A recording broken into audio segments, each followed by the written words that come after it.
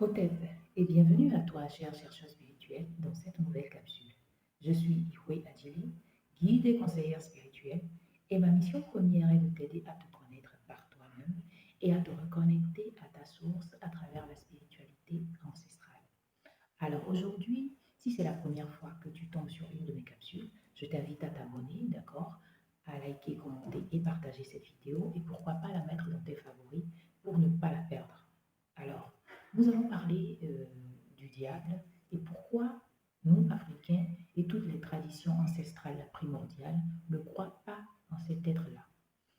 Pour répondre à cette question, nous allons d'abord commencer par évoquer rapidement la notion de Dieu. La notion de Dieu pour l'Africain, d'accord? Ou pour toutes ces traditions ancestrales-là. Dieu est cette formidable source, cette formidable énergie éternelle, euh, omnisciente, omniprésente, omnipotente, qui a tout créé et qui est à la source de tout ce qui est manifesté dans le monde visible comme dans le monde invisible. Ceci étant dit, revenons rapidement sur cette notion d'omniscience. Lorsqu'on dit qu'un être est omniscient, cela veut dire que cet être-là connaît tout ce qui était, est et sera. En d'autres termes, cet être est à la source de toute connaissance et de tout savoir, et cet être-là ne peut être ni surpris, ni être dépassé par un quelconque événement, parce qu'il sait tout ce qui se passe et s'est toujours passé et se passera toujours, en tout lieu et en tout temps. Un être omnipotent est cet être-là qui a plein pouvoir sur toute sa création, ce qui veut dire que à tout moment et en toutes circonstances, il a le droit et il peut décider de tout ce qui arrive et de tout ce qui arrivera. D'accord? Et enfin, cet aspect omniprésent. Un être omniprésent est cet être-là qui est présent partout, en tout, tout le temps. D'accord? Et lorsque nous finissons d'évoquer ces trois aspects du Dieu, tels que l'Africain et toutes les traditions ancestrales authentiques l'ont connu, cet être-là ne peut pas avoir d'adversaire. D'accord? Dire que Dieu a un adversaire, c'est se contredire. C'est penser en réalité que Dieu n'est pas omnipotent, d'accord? Il n'a pas plein pouvoir sur sa création.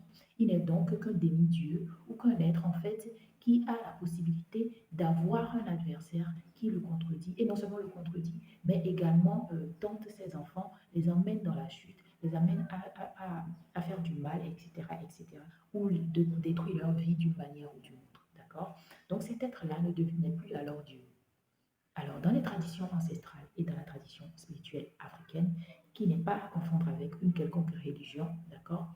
Dieu est cet être-là qui est omnipotent, omniprésent, omniscient, qui est partout à la fois, en tout temps, dans toute sa création, que ce soit la nature, que ce soit les univers, les galaxies, que ce soit l'homme lui-même.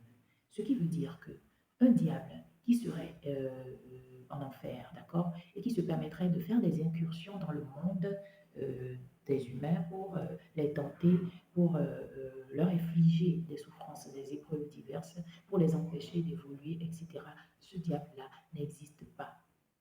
Dieu est cette énergie formidable, cette source-là, dans laquelle se trouvent des énergies qui apparemment semblent contraires, d'accord, mais qui permettent de maintenir l'équilibre de la création, de maintenir l'équilibre de la nature, de maintenir l'équilibre des galaxies, de toutes les formes de vie qui existent sur Terre. En d'autres termes, sans le contraire d'une chose, cette chose elle-même n'existerait pas.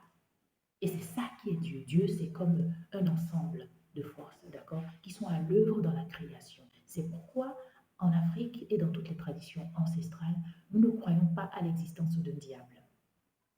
Par contre, par contre, l'homme a ce libre arbitre, pardon, qui lui permet à lui tout seul de prendre des décisions. Étant comme le co-créateur de sa réalité, c'est lui qui décide pleinement en toute connaissance, d'accord, de cause, normalement, de choisir de faire soit le bien, soit le mal.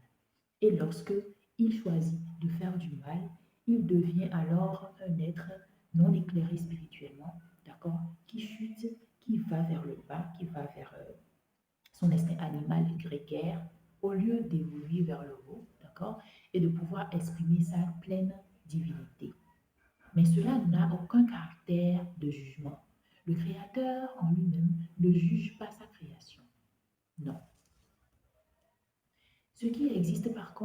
également, c'est le karma, ce qui veut dire la loi de la cause à effet. L'homme qui a le libre arbitre et qui peut choisir à la fois le bien bien, ou le bien ou le mal, doit s'apprêter à en subir les conséquences.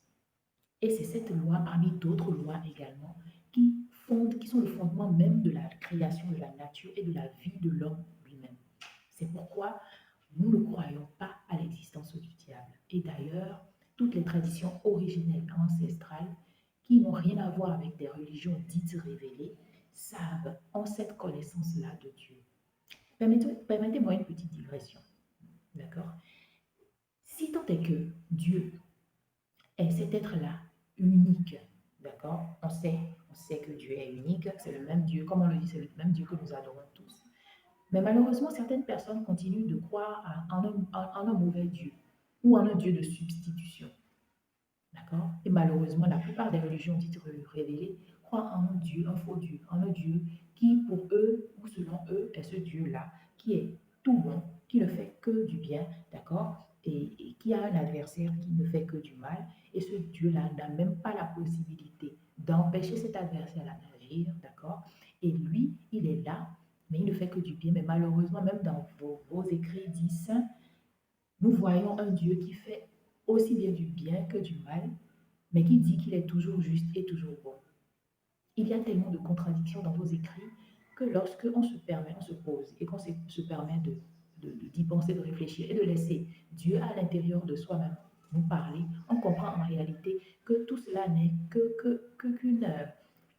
qu'un arrangement, d'accord, qu'une tentative de manipulation faite par des hommes pour atteindre des objectifs déterminés. Mais cela n'a rien à voir avec Dieu lui-même. Si tant est que Dieu voulait, d'accord, créer une religion qui soit universelle, où Dieu voulait se manifester à tous les peuples de la terre, en tant que Dieu, lui, dans son aspect, dans sa manifestation première, originelle, Dieu serait apparu depuis des centaines de milliers d'années que l'homme existe, d'accord, sur cette terre. Dieu serait apparu à tous les hommes au même moment dans la forme qui lui est propre et leur aurait dit, voilà, me voici. Désormais, c'est moi que vous allez adorer. Et je le fais parce que je ne veux pas que d'autres cultures, d'autres peuples aient leur propre conception de moi. Me voici. Désormais, il n'y aura plus d'équivoque. Est-ce que cela s'est déjà passé? Non. Pourtant, il y a une multiplicité de religions sur la terre. Mais pourtant, on dit que c'est le même Dieu, le seul Dieu. Mais il y a tellement de religions qui chacune pense qu'elle est la religion la plus légitime, qui connaît mieux Dieu, d'accord, qui exprime mieux la divinité, etc.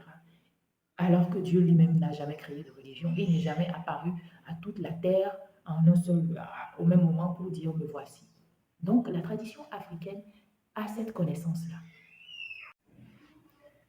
En résumé donc, en tout et partout, il n'existe que Dieu. Le diable n'existe pas.